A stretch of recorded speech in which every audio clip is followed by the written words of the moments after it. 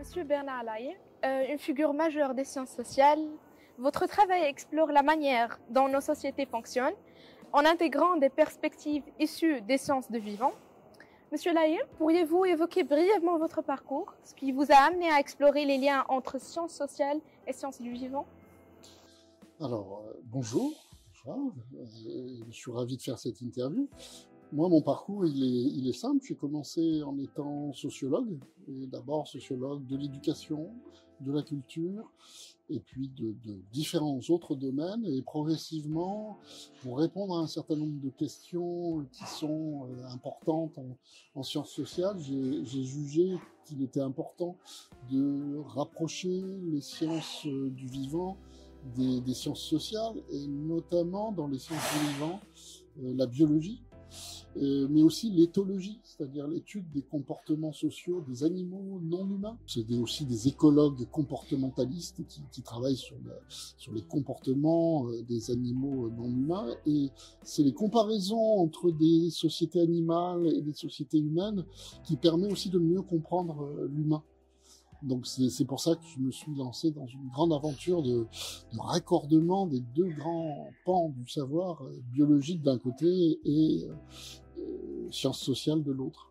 Justement, dans le paysage académique actuel, on observe une domination des sciences exactes et technologiques qui tendent à capter l'essentiel des financements et de l'attention, reléguant parfois les sciences sociales à un rôle secondaire. Selon vous, comment peut-on revaloriser ces dernières et leur donner une place plus équitable dans la production du savoir?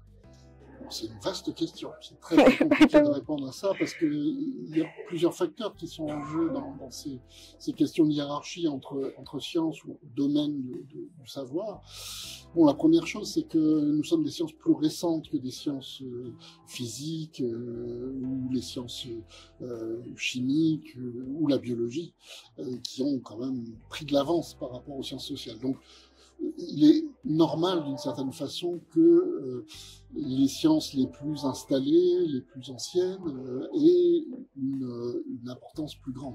Elles se sont constituées il y a longtemps, elles ont fait des révolutions, elles ont fait des avancées significatives, et on en voit les effets.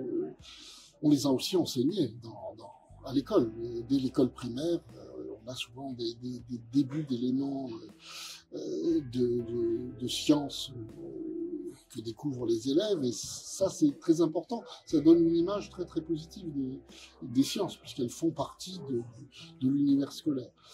Alors ça c'est la première chose. Donc ça, on peut pas lutter contre le fait qu'on sera toujours les derniers nés par rapport aux sciences de la vie, de la matière, etc. Après, il y a d'autres aspects. Il y a le fait que on voit pas les applications immédiates des sciences sociales, parce que on travaille sur les formes de vie sociale, sur les traditions culturelles, etc.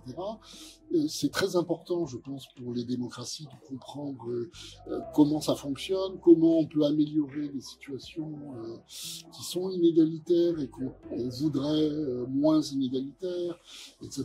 Donc les sciences sociales jouent un rôle important pour mettre sur la table un certain nombre de connaissances sur le monde social, mais on n'en voit pas immédiatement les effets. On confond d'ailleurs souvent les sciences sociales avec un peu de la politique, alors que c'est deux choses différentes.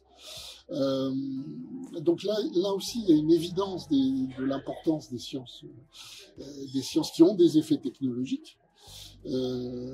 Puisque on voit bien, par exemple, la mécanique quantique, qui est une branche de la physique extrêmement complexe, c'est ce qui a permis d'avoir des GPS sur nos téléphones, des micro-ondes, etc. Donc on sait ce que ça a donné, des choses qui sont tout à fait extraordinaires. Et puis le dernier point, je pense que, et là, moi, je pense que on peut contribuer à améliorer les choses significativement, c'est que les sciences de la matière et de la vie sont des sciences qui ont voulu se mettre dans une démarche de progrès scientifique, en dégageant des acquis, en s'appuyant sur ces acquis pour avancer un peu plus, etc. Et ça, depuis que ça existe. Donc il y a eu un premier paradigme newtonien, par exemple. Newton formule des lois de la physique, et puis il a fallu attendre Einstein pour bouleverser un peu le modèle de Newton, etc. Donc ils ont avancé comme ça. Ils ont avancé, et c'est en formulant des lois, en formulant des principes, en formulant des grands acquis de leur science qu'ils ont permis vraiment ce progrès scientifique. Or, en sciences sociales, il y a des résistances à l'idée de progrès, il y a des résistances à l'idée qu'on pourrait émettre et formuler un certain nombre de lois générales de fonctionnement des sociétés. Et du coup, on se retire une possibilité d'être des sciences comme les autres. C'est ce que j'essaye de proposer aujourd'hui, de formuler des lois de fonctionnement des sociétés humaines, et en essayant de prouver évidemment que ces lois existent et qu'elles sont importantes à connaître si on veut continuer à apprendre à connaître les sociétés humaines. Votre réponse soulève une question essentielle. Au-delà de la place des sciences sociales, c'est aussi notre rapport global au vivant qui est en jeu. Dans votre dernier ouvrage, vous abordez justement la place de l'humain au sein du vivant. Selon vous, quelle sera une politique de vivant qui mettra de repenser notre relation avec la nature et les autres espèces? Oui, alors il y a une prise de conscience écologique, comme on dit, assez récente dans l'histoire de l'humanité. Homo sapiens, c'est 300 000 ans. Pendant quasiment 300 000 ans, on n'a pas pris conscience des effets de l'action humaine. Et comme les humains ont gagné en puissance progressivement au cours de l'histoire de l'humanité, c'est-à-dire les sociétés humaines ont créé des artefacts, des outils, des armes, des moyens, des dispositifs techniques, des machines, etc., de plus en plus sophistiquées, de plus en plus puissantes. Et bien tout ça, à la fois nous a rendu service, et en même temps nous a mis dans des situations délicates parce que on a beaucoup détruit. On a détruit le vivant autour de nous, on a déréglé le climat, on a fait des choses dont on se rend compte aujourd'hui qu'il faut repenser tout ça parce que sinon notre espèce elle va vers un suicide collectif. C'est ce que les écologistes du comportement appellent un suicide collectif de certaines espèces. Et nous ne sommes pas la seule espèce à risquer un suicide collectif, c'est-à-dire qu'on est embarqué dans un mouvement qui, si on ne le freine pas, nous mène droit à l'extinction de l'espèce. D'ailleurs, il faut savoir que les paléoanthropologues ou les paléontologues nous expliquent que les espèces, elles ne sont pas vouées à durer éternellement. C'est malheureux pour l'humanité, mais comme les autres espèces, on va disparaître un jour ou l'autre. Alors, le plus tard sera le mieux. Espérons. Mais en tout cas, il y a toujours risque d'extinction d'une espèce. Et là, on a une prise de conscience de tout ce que nous avons fait qui revient vers nous de manière tout à fait négative. On a produit des plastiques, on a produit des polluants, on a pour bien faire mis des pesticides un peu partout pour pouvoir nourrir des populations de plus en plus nombreuses, etc. Et ces pesticides ont créé des cancers, ont créé beaucoup de problèmes de santé. De la même façon que dès lors qu'on a eu des grands élevages, par exemple, c'est le début des grandes épidémies. Parce qu'il y a des zoonoses qui se déroulent. À partir du moment où vous mettez ensemble des animaux et que les humains vivent à côté de ces animaux parce qu'ils leur donnent à manger, ils retirent leur lait, etc. Ils les tuent aussi pour manger leur viande, etc. Tout ça a conduit à des épidémies. Donc en fait, on a fait des choses très bien pour se développer, pour nourrir de plus en plus et de mieux en mieux l'humanité, et en même temps, on a créé des dégâts. Il y a toujours des conséquences pour Voilà, nos actes. il y a à la fois des choses positives et des choses totalement négatives. Donc là, on prend conscience de ça depuis, en vérité, 40, 50 ans déjà, dans certains milieux, mais aujourd'hui, la conscience est collective. Tout le monde a entendu parler de ces questions-là.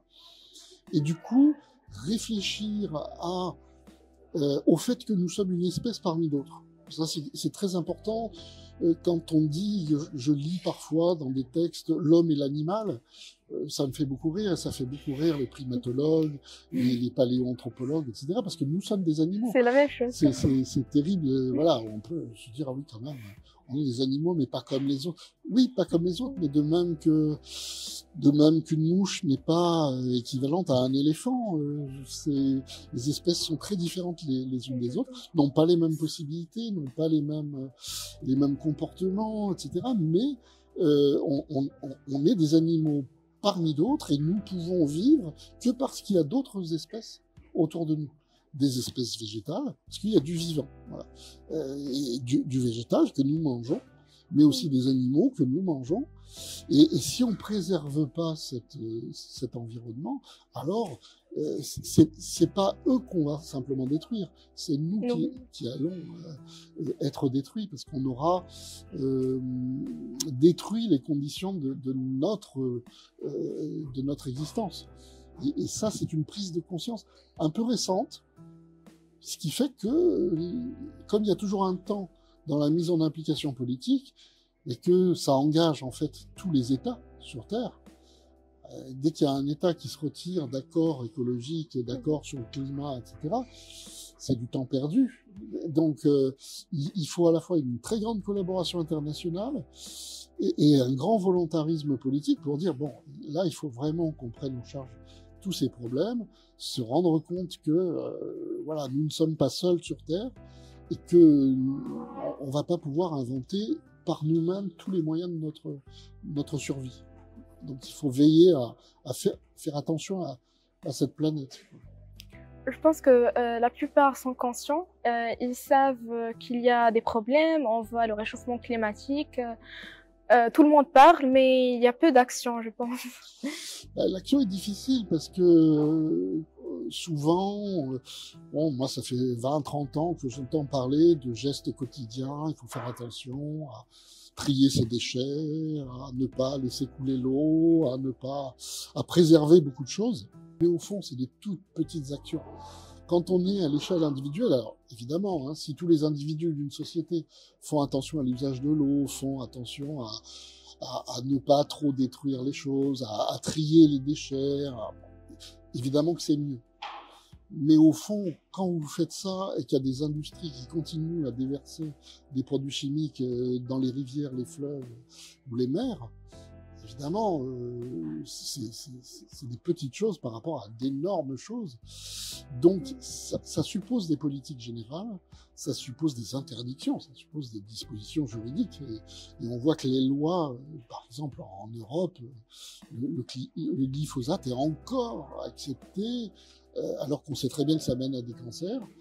Mais c'est pour essayer de préserver les agriculteurs, les intérêts de l'industrie agroalimentaire qui évidemment n'a pas trouvé de solution de remplacement par rapport au glyphosate. Et le glyphosate, c'est des pesticides qui permettent d'assurer d'avoir une nourriture à donner aux gens. Simplement que c'est une nourriture qui est quand même très très dangereuse et que nous avons absorbée pendant des dizaines d'années. Donc on verra bien ce qui va nous arriver. Hein. Les cancers sont quand même de plus en plus nombreux.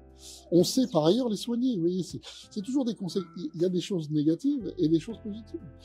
Mais dans cette course-là, entre les choses positives et les choses négatives, elles progressent, je crois, un peu plus vite. C'est du bon et mal. Voilà. Ben oui, il y a du bon et du mauvais en permanence dans ce monde social très technologique, très puissant en fait. Il y a plein de moyens. Hein. La science, c'est un instrument extrêmement puissant qui a permis de comprendre le réel, qui a permis de comprendre des choses qu'on ne comprenait pas jusque-là et d'agir sur ce réel. Donc il faut pouvoir aussi se servir de nos connaissances scientifiques, et notamment des connaissances produites par les sciences sociales, pour freiner aussi des choses, pour dire on ne peut pas aller jusque-là, parce que sans mesurer les effets en fait, de ces choses, les conséquences de ces choses. Donc, pour conclure, après toutes ces réflexions sur les sciences sociales et les rôles dans notre compréhension du vivant, sur quel sujet concentrez-vous actuellement vos recherches? Y a-t-il des projets, des thématiques que vous souhaitez approfondir dans les années à venir? Alors oui, je travaille sur un grand enfin, sur plusieurs choses, mais qui sont liées. Déjà, je travaille sur des questions de gouvernement humain. C'est-à-dire qu'un des constats des anthropologues, des préhistoriens, des historiens, des sociologues, etc., c'est que dans toutes les sociétés humaines, il y a eu du pouvoir, il y a eu de la politique, il y a eu des chefs. Bon.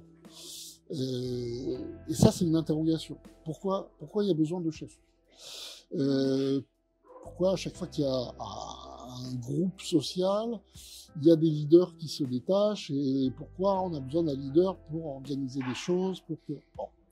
Donc ça, c'est une interrogation très importante, et ça m'amène à faire des comparaisons interspécifiques, comme on dit, c'est-à-dire entre espèces, puisque c'est le cas aussi chez les grands singes. Il y a ce que les primatologues, par exemple, appellent les mâles alpha, qui dirigent des groupes, qui dominent les groupes. Il y a des hiérarchies chez les grands singes, chez les gorilles, chez les chimpanzés, etc. Et on voit des hiérarchies en place, et on voit qu'il y a un rôle des mâles dits alpha, et parfois c'est des femelles alpha. Alors je signale, parce que les bonobos, par exemple, qui sont autant nos cousins que les chimpanzés, c'est les femelles qui dominent. Donc ça, c'est très intéressant. Et elles ne dominent pas seules, elles sont en groupe. Voilà. Pourquoi elles dominent des mâles qui ne sont pas moins forts que des chimpanzés, que des mâles chimpanzés? Mais c'est parce qu'ils ont affaire à des femelles qui sont en groupe. Donc c'est intéressant de voir ça, mais il y a toujours besoin d'alpha. Leader. Voilà, que ce soit des femelles ou des mâles, on voit dans ces groupes, et ces mâles, ils jouent des rôles, par exemple, pacificateurs. Quand on se bat à l'intérieur du groupe, ils arrivent et ils séparent, ils donnent un coup à l'un et à l'autre, et puis comme un peu des parents frères avec les frères et sœurs, avec les enfants, quoi. Bon, ils séparent des enfants qui sont en conflit, etc. Donc il y a un rôle pacificateur, il y a aussi un rôle protecteur par rapport à des prédateurs extérieurs, donc d'autres espèces qui sont dangereuses pour le groupe, ou bien sont protecteurs par rapport à d'autres groupes de la même espèce qui peuvent les attaquer. Donc il y a des fonctions comme ça, et qu'on retrouve aussi dans l'espèce humaine. Hein. Les fonctions guerrières, les fonctions de protection, les fonctions de pacification, les fonctions de police, hein, tout simplement, ou de justice. Tout ça, on voit des prémices de ces choses-là chez les grands singes, et donc ça m'intéresse de voir comment les choses ont évolué, pourquoi le monde social a eu tendance à s'organiser avec des mâles ou des femelles alpha. Et puis le deuxième grand chantier, alors qui sera beaucoup plus long parce que c'est beaucoup de choses à lire, notamment à compulser, c'est essayer de faire une typologie des types de structures sociales. Alors, déjà chez les mammifères.